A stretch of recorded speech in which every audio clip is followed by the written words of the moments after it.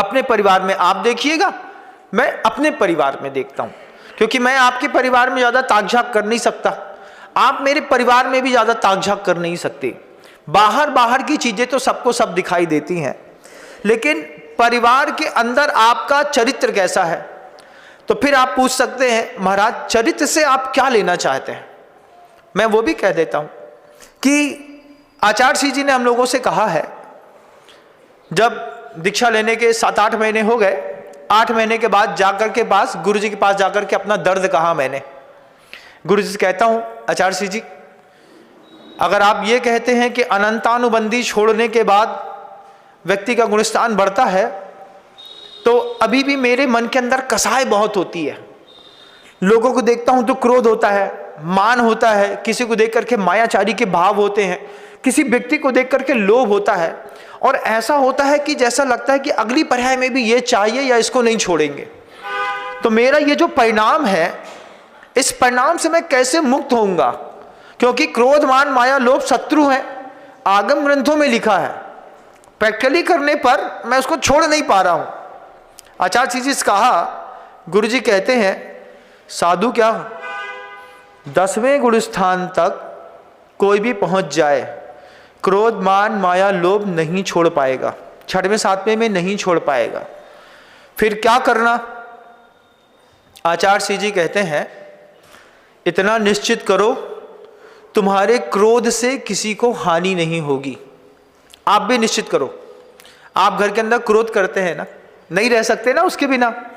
महाराज जी क्रोध कर लो तब काय के धर्मात्मा, काय के धर्मात्मा नहीं, वे जो धर्मात्मा है उनको बताया जा रहा है कि क्रोध तो करेंगे, ये निश्चित करिए कि आपके क्रोध से किसी को घर में हानि नहीं होगी।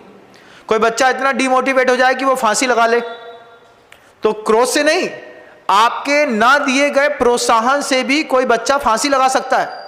अभी भोपाल में मैंने देखा एक बच्ची 10वीं क्लास की जैन समाज की बच्ची ने फांसी लगा ली। क्यों लगा ली? क्योंकि घर के लोगों का कोप का भाजन न बन जाए, 10वीं में फेल हो गए, मात्र इतनी सी बात में कोई बच्चा डिप्रेशन में जा सकता है। इस बात से किसी का मेंटल फ्रस्ट्रेशन हो सकता है, कोई अपना घर छोड़ के भाग सकता है, कोई बार बार घर में चिल्ला सकता है। आप क्रोध नहीं छोड़ पाएंगे। आपका चारित्र इस बात में निश्चित होगा कि आपके घर के अंदर आपके किए गए क्रोध से किसी को हानि ना हो। सुधार होना अलग वस्तु होती है। आपके लोभ से किसी का परिवार नष्ट ना होता हो।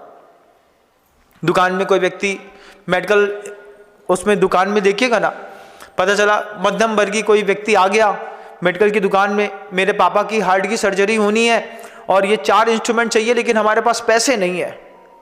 अब आप जानते हैं 5 रुपए की चीज है लेकिन उसमें 1500 रुपए प्रिंट लिखा हुआ है। अब आप उससे बोलते हैं 900 रुपए से कम नहीं होगी, कम नहीं होगी, कम नहीं होगी। तुम जानते हो ना सिर्फ 5 रुपए की चीज है, तुम तो फ्री में भी दे सकते थे।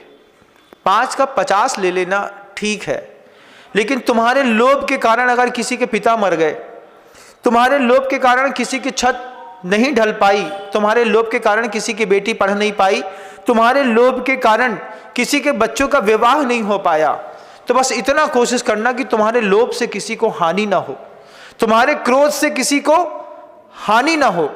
ऐसी रंचक दगा बहुत दुखदानी, सुख पावे संतोषी प्राणी। ये सुना तो है आपने, लेकिन अपने आप से पूछिएगा क्या रंचक दगा करने में मजा नहीं आता है? ऐसा दगा कि जिसके साथ किया वो भी याद रखेगा। आचार्य श्री जी कहते हैं भाई से रंचक दगा नहीं करना। एक परिस्थिति थी, हो सकता है आपके घर के अंदर बंटवारा हो गया हो सकता है आप भाई भाई में बट गए हो, एक घर के 3 घर हो गए हो, 4 घर हो गए हो, 5 हो गए हो, आगे पीछे कट पिट गए हो।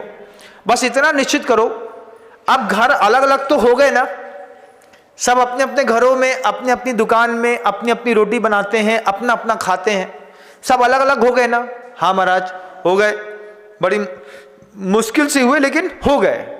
अब बस इतना सोच लो कि अलग होने के बाद भाई से कंपटीशन करना है कि भाई का कॉपरेशन करना है? क्या करना है? कॉपरेशन करना है ना भाई का। इतनी सुविधा तो दो, कि भैया जब तक परिस्थितियां अलग नहीं हुई थी तब तक विवाद होने ठीक थे, लाजमी थे, हो गए, लेकिन अब भाई के साथ कंपटीशन नहीं करेंगे। एक कपड़ा की दुकान भाई की, उसके बगल में बड़े पापा की दुकान थी, खरीदी, पता चला कंपटीशन भाई से उतारू है, उसमें भी कपड़े की दुकान। वो तीसरे बोले बेटा तुम दोनों को ना छोड़े, कहा हम होलसेल को माल बेचे, होलसेल फुटकर होलसेल के रेट में बेचेंगे। तीसरा कंपटीशन, तो अपने भाई से कंपटीशन की कॉपरेशन। क्या क्या मन करता है आपका? कॉपरेशन, बहुत अच्छा, सो गुड। अगर आप ये सोचते हैं कि कॉपरेशन करना है तो बहुत अच्छी बात है, लेकिन अगर अपने भाई के साथ आपने कंपटीशन स्टार्ट कर दिया, ध्यान रखिएगा, रंचक दगा बहुत दुखदानी। पहले तो आपने मना किया था, डीड में लिख दिया था ना, हम ये काम नहीं करेंगे, आप ये करना वो कर लेंगे, बाद में बोलेंगे हमने कछु नहीं लिखी, हम तुम्हारी लिखा पढ़ी तुम जानो। कितनी जल्दी घर में अपन पलटू राम बनते हैं, BPL, बिना पेंदी का लोटा। किताब रखो तो इते रखो तो इते, कहाँ लुढ़केगा कहाँ गिरेगा कुछ पता नहीं। जब बंटवारा हो रहा था तब तो तुमने बड़ी शराफत से कहा था इस बात को, हाँ हम आज के बाद देखेंगे नहीं, ढुकेंगे नहीं, आएंगे नहीं, जाएंगे नहीं। बाद में कह दिया जो मकान भी हमाओ है। भैया तुम पूरे धर लो धरती, हमें जीवे को मौका मिले कि नहीं। रंचक दगा भाई के साथ नहीं। कोशिश करिएगा आपकी मायाचारी से घर में हानि ना हो।